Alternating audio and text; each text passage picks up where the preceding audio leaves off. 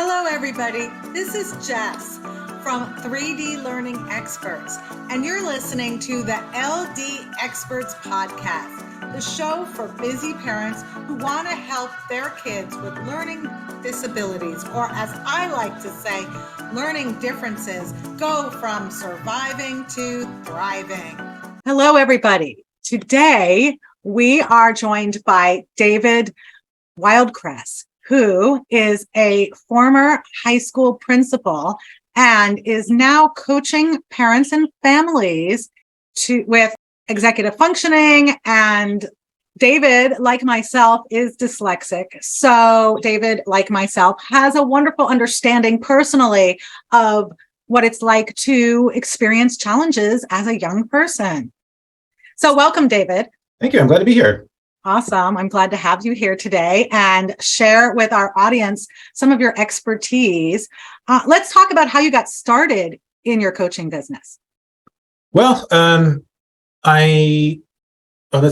question. I started working in schools straight out of college, and I was in schools for about 20 years, 18 school years. I took a little time off from school while I was in graduate school, but then I was working as a high school principal during the pandemic, and like a lot of administrators during the pandemic, that was very challenging. So I just got to a place where I was like, I need to do something different. And I'm a learning specialist, I kind of like started in schools and worked my way into learning specialist and then into administration. And I've always done, like, during the pandemic, as a lot of folks, I was really kind of like reflecting on like what it is I do and why I do it and how I ended up where I was. And I've always sort of worked in schools, like trying to change schools to like better meet the needs of neurodiverse folks, whether that's like dyslexia, autism, ADHD, you name it. And I realized that often what I'm doing at schools is like kind of this other thing about helping people understand their learning profile, sort of like a metacognitive understanding of their profile and like how they operate in the world and like how to move forward most efficiently and effectively. And so then I was like, I think I could just do that. I don't think I have to be at a school. Like, I think I could figure out how to build a business working just with people, like helping parents and kids understand their profile and helping like individuals improving like in whatever way it is they need to improve. And I tend to work more with folks who, like, if I work with someone who has dyslexia, they've often already gone through like an intensive remediation process. So I don't do like that sort of like structured language remediation, although I've, like you do, I have that training and like kind of background knowledge, but I'm more interested in working with folks like after they've gone through that. And it's like, okay, how do I manage school and life now that I've like done that like baseline remediation on like whatever skill weakness that there is as a result of, their profile, and then help them sort of like, how do I manage in life with that information? I love that, because very often parents who are not neurodiverse will send their child for tutoring and then expect at the end of tutoring everything to just dissipate and them to become a neurotypical individual. However, as we know, dyslexia is not just academic challenges. So they do need to still learn how to participate in the classroom, in life, like a neurotypical person, or not necessarily like a neurotypical person, but to be able to perform alongside of them. Like with the same level of comfort, to like be comfortable with who they are and like how they operate in the world and like be aware of and take ownership over like whatever they have a hard time with, but also like really understand like what they're really good at and like what they bring to the table that a lot of like neurotypical folks don't necessarily. So I really try and focus on that strengths aspect and be like, well, I know, because, like school makes people feel like so many of our people feel bad about themselves. And so like, there's that piece of like, hey, actually, like, I know that it was like hard for you to learn in school on the schedule of school, but actually you have like all these amazing abilities that don't show up in school. And so like, schools often use a deficit model, like for, neurodiverse folks, like whatever they struggle with, they want to spend all of their energy. The school wants to spend all of that person's energy on their deficits and like doesn't give them a lot of chance to flex their strengths, and like really kind of dive into their strengths and their interests based on those strengths, to give them like an identity that's based on like, oh, actually like for me, I'm like really not very good at spelling, but like I'm really good with people and I'm really good at like big picture, like systems thinking. But like you don't get that opportunity in school very often. Just about like, oh, we got to spend more time on spelling, or whatever the thing is. So I try to really like help them like sort of reframe, help my clients, reframe that sort of thinking to think like first about like what they're bringing to the table, and then like figure out how to manage the other stuff, which is like just about management. Like it's not, it's achievable. And when you say help your clients, is that the student, the parent, the family as a whole, or does it depend? It depends. In general, that's like the client. Like if I'm working with like say an adolescent or a young adult who's like either got some school social issue or a workplace thing that's arisen for them, to try and like navigate that. But also when I'm like working with a family and helping them understand like the lived experience of their kid's profile, there's a lot of that kind of work too, of like reframing towards like the strengths, and helping them understand how like in school and life, often the focus gets put on whatever the challenges are, but that like actually I think of them as sort of like flip sides of the same coin, you know, like with dyslexia, like in the Dyslexic Advantage, I love the way they talk about how the relationship between like big picture thinking, and like a weakness with, two-dimensional sound symbol relationships. So like understanding how spelling and reading and spelling is actually like tied cognitively to like the big picture thinking. So it's like, if you think about like finite cognitive resources, and that like if you have dyslexia, you get like these advantages in this big picture thinking, which come at a cost of this like, problem with like understanding this two-dimensional sound symbol relationship. And it's like, okay, those two things are related to each other. So let's like focus on like you have this great big picture thinking abilities, and then like so let's just figure out how to shore up like the resulting like challenge that comes from that strength. And that's what I mean by like thinking in terms of, flip side of the same coin. Because so often we hear about kids who are struggling, and so they miss recess because they need to practice their spelling because they didn't get it done during class time. And so then there is no joy for them, because they're just continually having to do stuff that's challenging for them. Yeah, exactly. And they don't get like the break or like the social time or the exercise, and which is the only reason they want to be in school typically. I mean, it's funny. Usually when I ask students when we first meet, what is your favorite subject in school? Usually they'll say recess, PE, art, or music. Well, our most recent student said all four of those were her favorite subjects. And, and that's typically what they enjoy, is those areas. Yeah. So when you work with your clients, how long do you usually spend helping them? So I work like by sessions usually 45 minutes. I try to like set pretty clear goals at the beginning with the student. If it's a young person, with the student and the family. If it's an adolescent or a young adult, then just with the individual, that are pretty concrete. And I try to like, I'm always trying to fire myself. So I try to like, I'm always like focused on independence. Like as soon as I can give you sort of like what I have to offer to help you like navigate the world, then I'm trying to like, okay, I think you're good. Like go out, free the nest, little bird. Like, I just try to like, have like a concentrated time period. It's usually, I think, around like 6 months, kind of depending. Sometimes then there's like follow up, like a monthly session or something, just to sort of like check in. I really try to get folks to think about like systems and like habits on like a sort of daily basis, like what's getting in their way and what's not getting in their way. And so, a checkup session might look at like, well, how's that going for you? Like, what are things we talked about? And are you maintaining like your like organizational systems we worked out? But I try to like really focus on just building independence so that it's not about like working with me. It's about like their ability to move forward. So I try to aim for 6 months as sort of like a cap.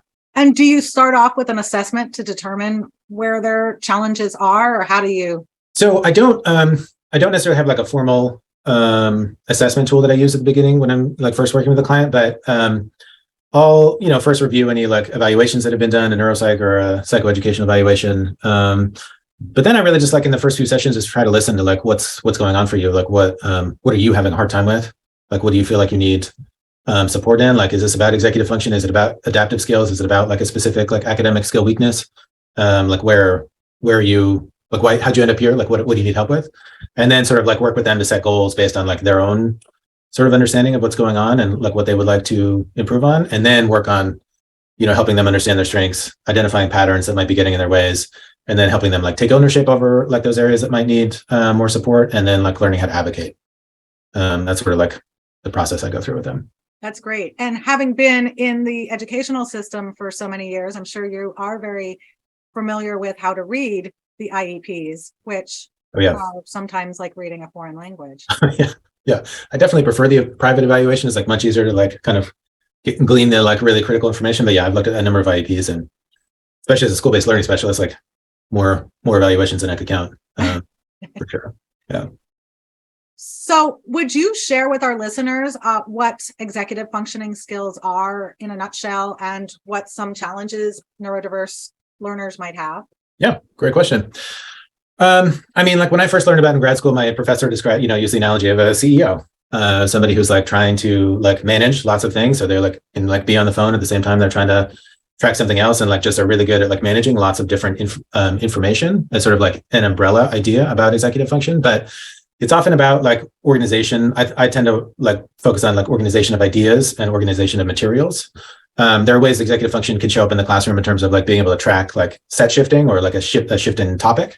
But in a session with a client, I'm more focused on the like organization of materials and ideas as sort of like a foundational idea about like how to think about where, again, that like notion of habits and patterns might need support. So, sometimes students like have a hard time, like, I don't know what my homework is. And like, I'm not good about like, I have a paper, and like, if my teacher isn't giving me like a due date for like, we need an outline and a rough draft, and then the due date, like, how do I do that for myself? Often as kids get older, like say somebody in middle school might have had like an English teacher who gave them really clear step-by-step instructions and processes for writing a paper. And then they go to high school and they just like write a 5-paragraph essay on this topic. And so then like teaching a student how to plan out their time, since the teacher's not necessarily doing that for them anymore. Same thing could be happening for a young college person who's moving from high school, and there's like less scaffolding coming from the school in a college or university setting, and trying to like do that management.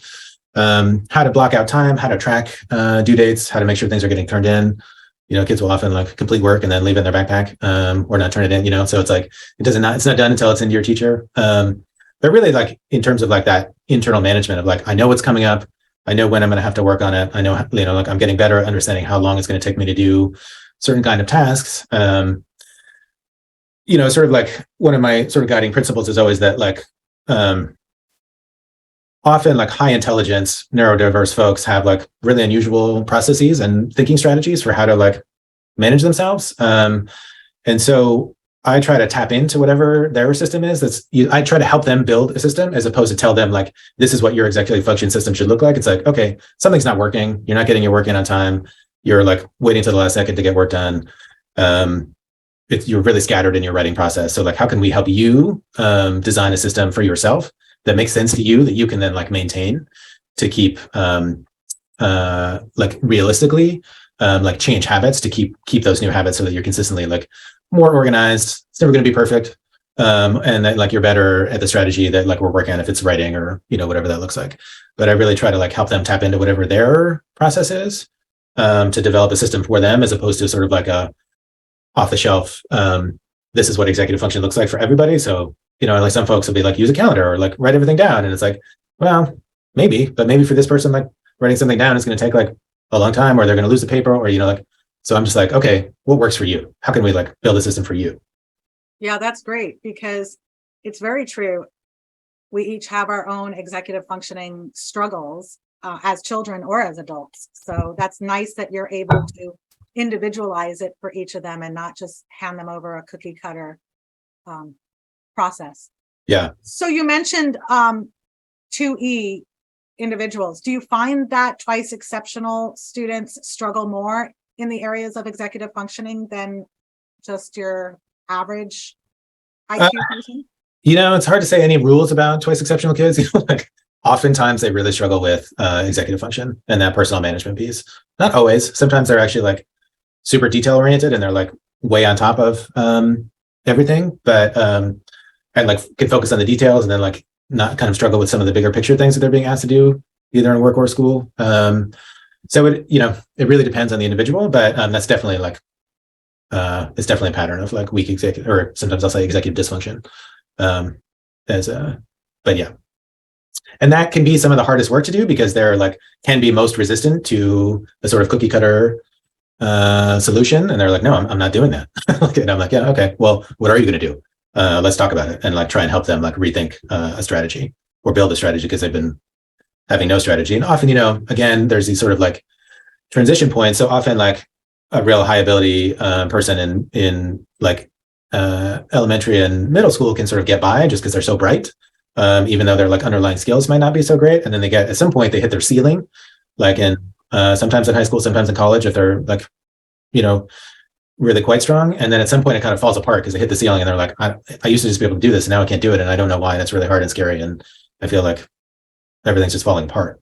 And then it's like about building a system with them to sort of, it's like, okay, we hit the ceiling. Like you've got all these strategies where you can just like know that you like have a really great memory or like your reading comprehension is like amazing. But like when you have like 4 classes and like a heavy workload and you're all of a sudden are like working at your ceiling in each class, it's like, it's too much to track and you have no system to track it. So we have to build a system for you now. At this point, I would like to kind of switch our conversation over to maybe your personal experience as a neurodiverse person. Sure. Yeah. How was going to college, master's, becoming a principal for you? How did you manage it? College was really hard. I got lucky as a young person that I was diagnosed pretty early, at a time when that was not as common as it is now. But I was unlucky in that my teachers really didn't know how to teach.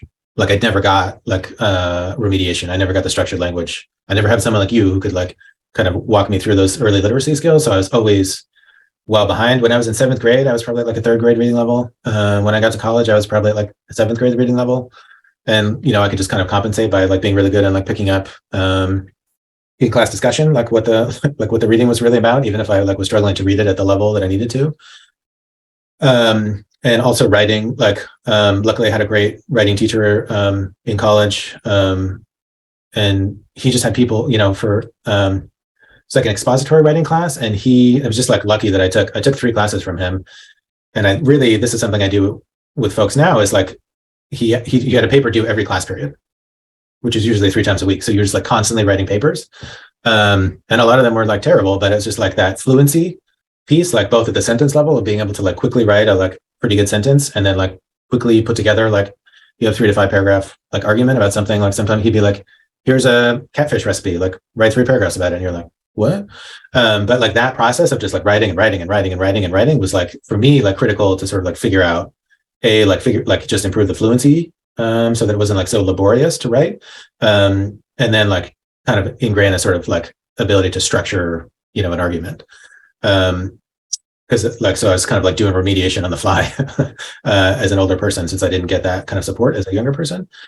By the time I got to graduate school, I was pretty good at managing myself. I did, after graduate school, I did Slingerland, Orton Gillingham training, which was, as a person with dyslexia, like incredibly hard. And that actually really did help me kind of finally like increase like reading fluency, because I like, as I was training, teaching kids, I was also teaching myself. And it really did sort of get me to a new level of like reading fluency and spelling actually. And then actually not that long ago, Marianne Wolf, who wrote the Proust and the Squid. It's a great book on dyslexia. She's a professor at UCLA, and she wrote a book called, I think it's called Dear Reader, Come Home. But it's like talking about the importance of deep reading and how folks don't really like people read on a daily basis more words than we used to, because we're just getting flooded with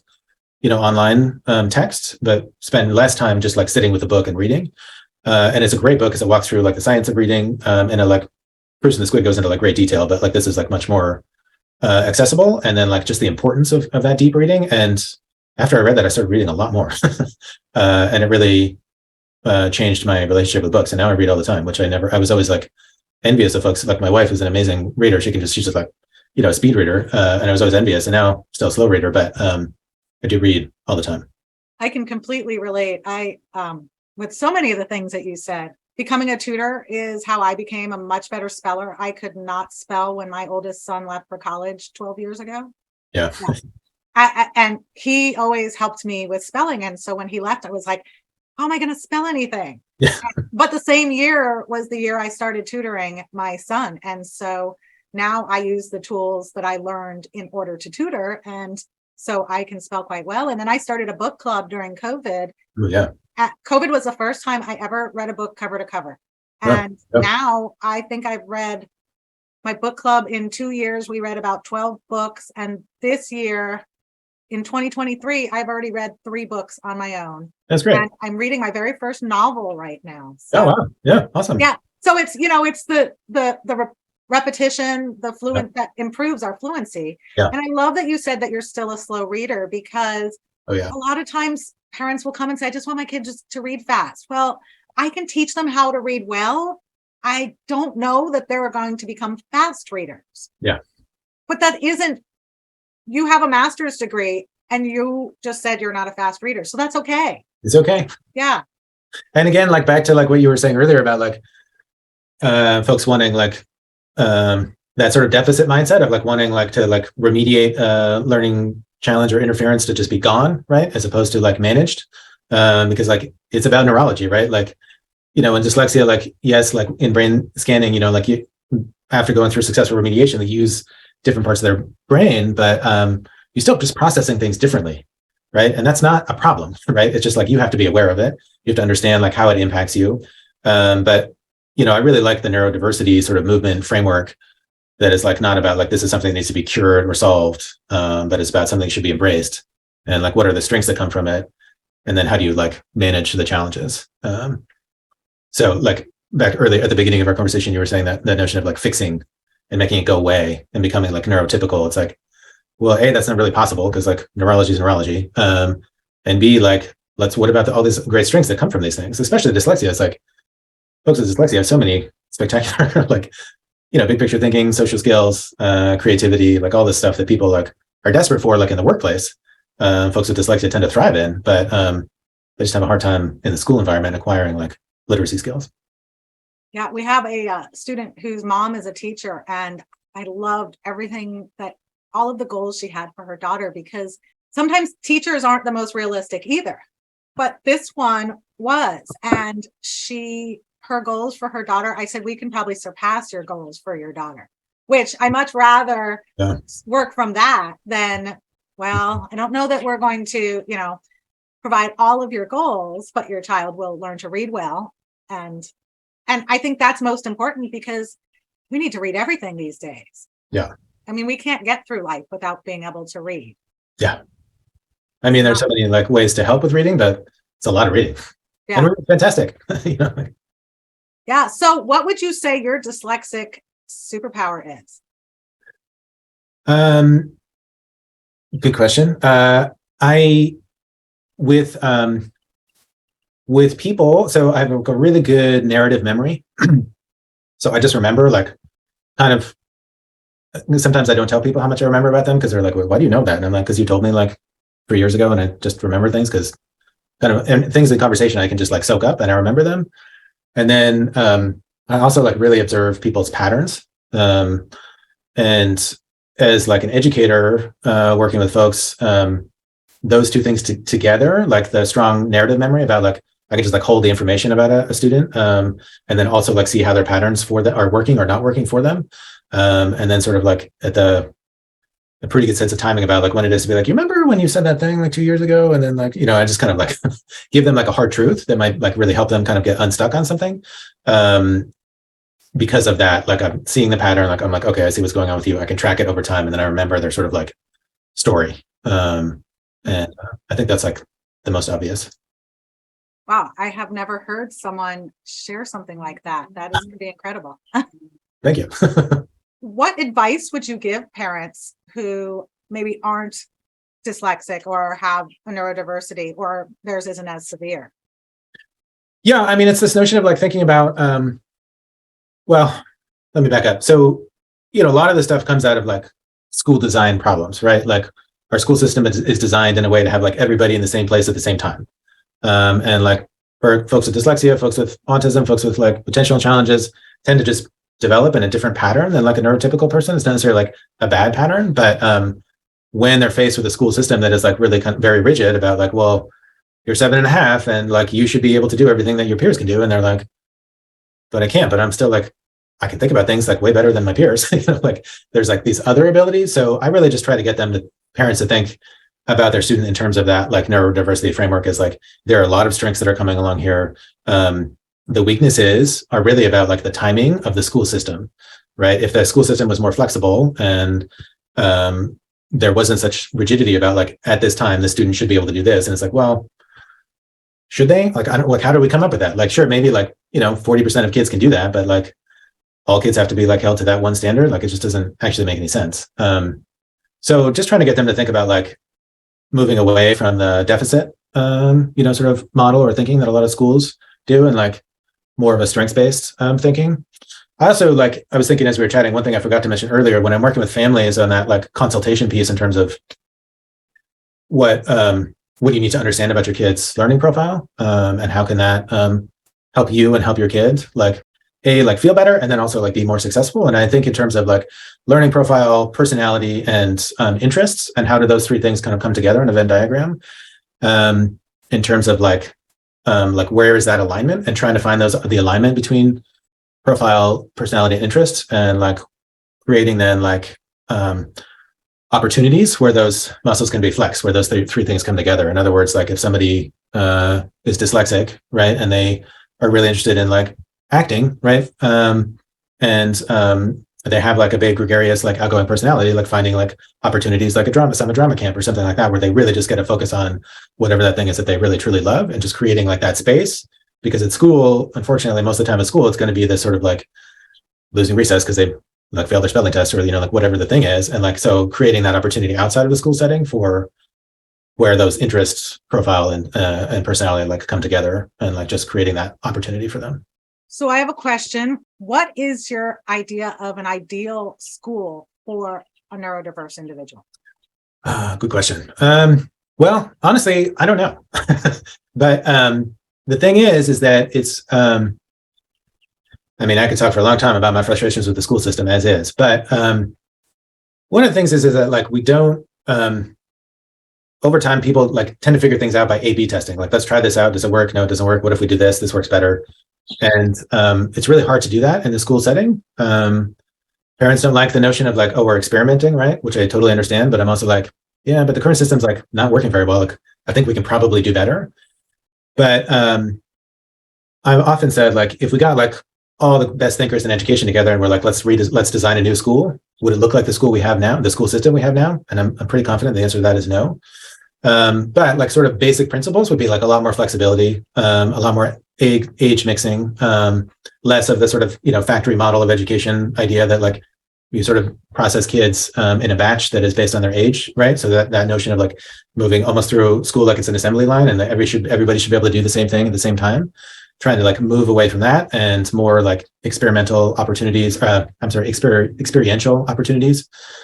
get out and do stuff, as opposed to just like abstract skill building, like in the classroom, abstracted skill building, but like outside doing things. I can't say no for sure, because like there's limit on how much you can try. And so it's kind of like there's theory, but it's hard to get out there and like try like really different model of schooling. I think, folks like yourself, like setting up like a specific specialized homeschooling, like hybrid sort of model can be like a great opportunity for folks. But like, what is a school that best meets those needs?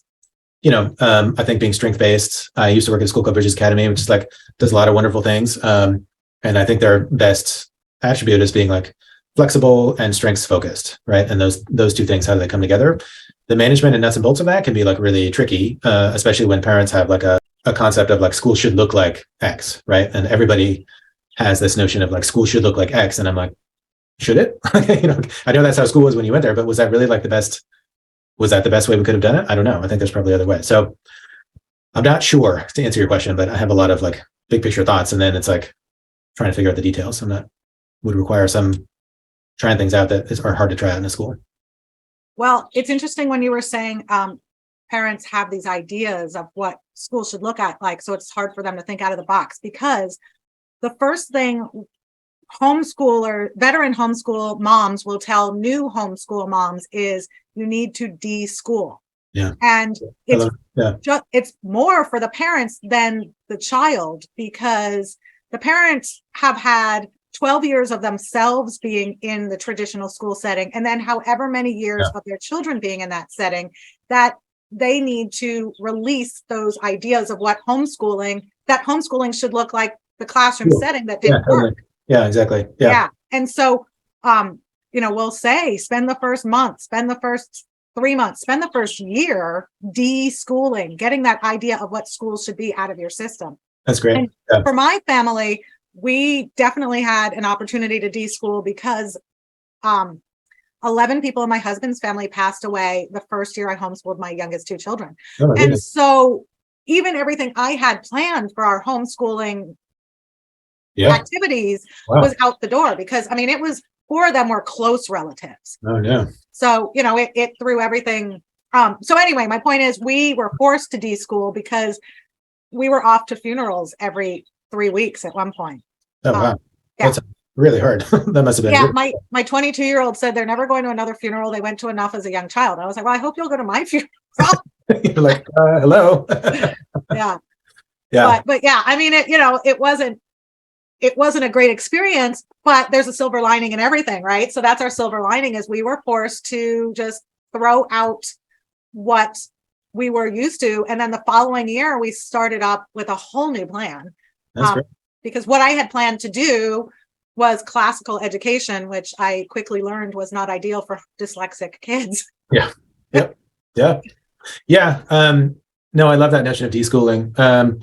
One thing I'll often say is, there's this notion of like lived experience and lived expertise, right? And so like everybody has lived experience of school because everybody's gone to school. And a lot of folks make the mistake of like having experienced school that they or themselves have lived expertise. And I would think of lived expertise as somebody who's like gone to graduate school or like has like lots of experience thinking about like school design. And those things are different, right? And so parents often, like you're saying, that sort of notion of deschooling is like, actually, like just because you have lived experience of school, right? That's not what school has to be. But it's like folks like almost universally are like, but this is what school is. That's what school has to be. And you're like, does it? I don't, that's the way it is. And that's the way it has been for everybody. But like, does it have to be that way? I don't think so. Right. I have a friend who unschooled her 4 children, which means that the kids only learned what and when they wanted to learn, which I don't necessarily think is ideal for a neurodiverse learner because when something's hard, you don't want to learn it. Yeah, exactly. So they can just avoid challenge. Yeah, exactly. Yes. And we've helped a lot of unschooled dyslexic students who were 18, 20 years old reading on a 2nd or 3rd grade reading level. Yeah. But anyway, her youngest child had never been in traditional school and wanted to experience high school. So she put a post on Facebook, oh, my son's going off to high school. And she was sad. And I remember commenting, oh, he probably just needs to try it out. And sure enough, within like 3 weeks, she posted on Facebook, he's done with school because he thought, he was missing out. Yeah. And then he went and experienced it and determined that he has the best academic experience, much better than what, you see all the fabulous stuff you see on TV. So, yeah, no, but that's a really important point. It's like, for neurodiverse folks, if it's just like, let's just do the stuff you love, then you can really miss it. Like they just can avoid the things that they don't like because they're hard. And it's sort of the opposite of a deficit or strengths-based model. And it's like, can be problematic in its own way. Yeah. Yeah. And when I homeschooled my kids, we kind of did a hybrid of, it was child-led for the outside of the 4 subjects that they had to do. So they had to do reading, they had to do math, they had to do science, and they had to do history. And outside of that, they could choose what they wanted to do. And I, would find activities that encouraged their interests, which I personally think was best for them. I mean, I probably think it's best for any homeschoolers, but I definitely feel it was best for my children. That's great. That's great. I love it. Yeah. So, tell us, how can people best connect with you to schedule? Do you start with a consultation, it sounds like? Yeah, I have like a no charge 30-minute consultation. My website is outsidethebellcurve.org. And there's an appointments page on there. You can learn more about me, about my work, and schedule a time to sign up. I love the name of your company. Yeah. Yeah, it's one of those things I was like, I thought about it for a long time. And then I was like, ooh, I got it. And luckily the URL was available, so it wasn't hard to get. So, oh, that's great. Great. Well, thank you, David, for your time and sharing your insight, both as a professional and as a neurodiverse individual. I think it definitely is beneficial for parents to hear both aspects of it. Oh, thanks for your time, Jess. I really appreciate it.